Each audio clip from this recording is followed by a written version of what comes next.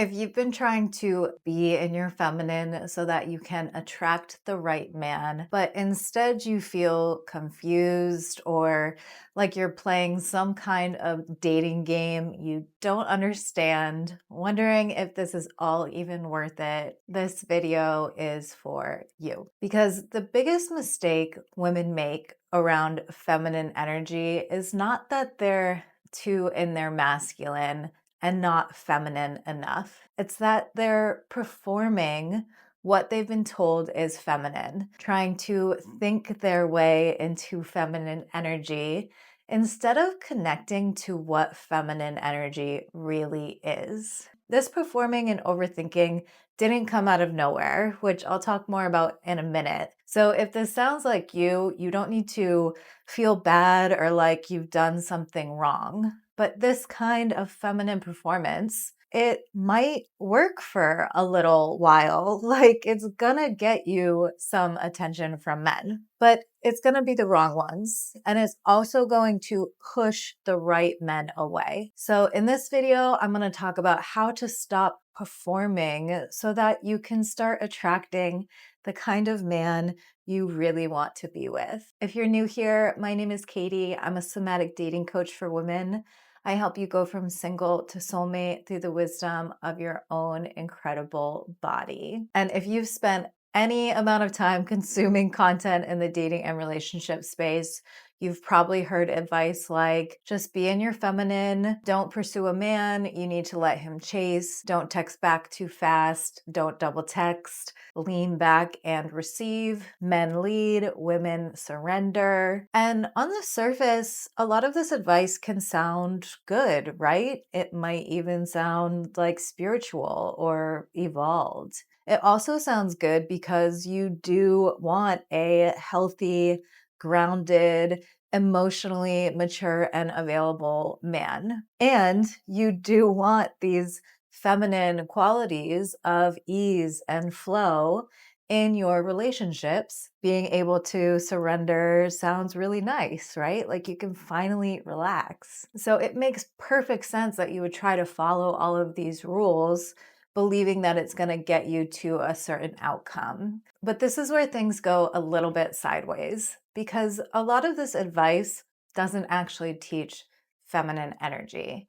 It simply teaches you how to act in a way that we've all been told and taught are feminine, whether or not those feminine things are actually aligned with who you are or how you feel. And yeah, you do want to be chosen and loved and cared for by a man, but I know you don't want that because you won some invisible game between masculine and feminine energy, right? Like you want to be loved and chosen for who you are at your core. And the bigger problem here is that if you have to perform to get into the relationship, you're going to have to perform to stay in it. And this is a huge reason why so many relationships don't actually last, or why so many people stay in romantic relationships that aren't really fulfilling or might not even be healthy because people aren't actually being themselves in the beginning. They're playing some kind of role to get the girl or get the guy. And the focus is on getting to a specific outcome, like an exclusive relationship, for example, rather than taking the time to see if you and this other person are actually a good fit for each other long term. And the right person, the right relationship is one where you feel comfortable and safe to be 100% yourself. It's going to make you feel more like yourself, not less, and not like you have to hide parts of yourself or play a role or put on some kind of performance to be loved and accepted and chosen. So when you hear the advice to be in your feminine, a lot of times what's really being communicated is either these superficial ideas we have about how women should look or act or behave in order to be attractive and seductive around men. That kind of advice is usually pretty easy to spot. But a lot of times there's this more subtle underlying message being communicated that being in your feminine energy means being a more palatable version of yourself. And this should really be resonating with you right now if you've ever been told that you're too much, or that you need to tone it down, or that you're too intimidating to men, or have ever gotten the impression that you're too in your masculine. It's like, don't ask for too much, don't be too needy, be interested but not desperate. Don't take up too much space. Don't be too successful, too opinionated, too independent, too expressive. Don't be too emotional. So, what happens is that instead of being present on a date or when you're around men, you're just constantly monitoring yourself.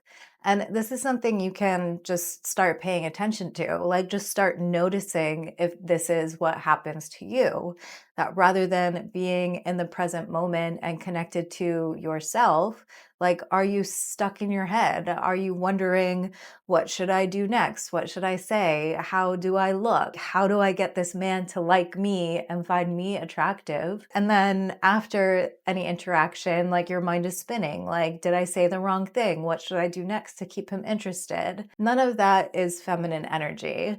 That's the performance that I'm talking about. Feminine energy is not how you dress, how you talk, what your voice sounds like, what you do for work, whether you pursue or don't pursue. It actually isn't any behavior that you do or don't do. Real feminine energy is a felt sense. It's like this energetic current that you tap into. It's what it feels like in your body when you're connected to yourself in the present moment and you're attuned to your emotions and your heart and your intuition and your body. It's not something that you can fake. But when you're performing this idea of what feminine energy is, a few things tend to happen.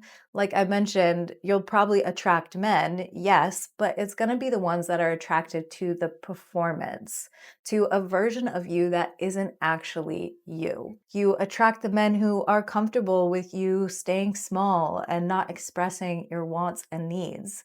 You attract men who benefit from you self abandoning and putting them on a pedestal.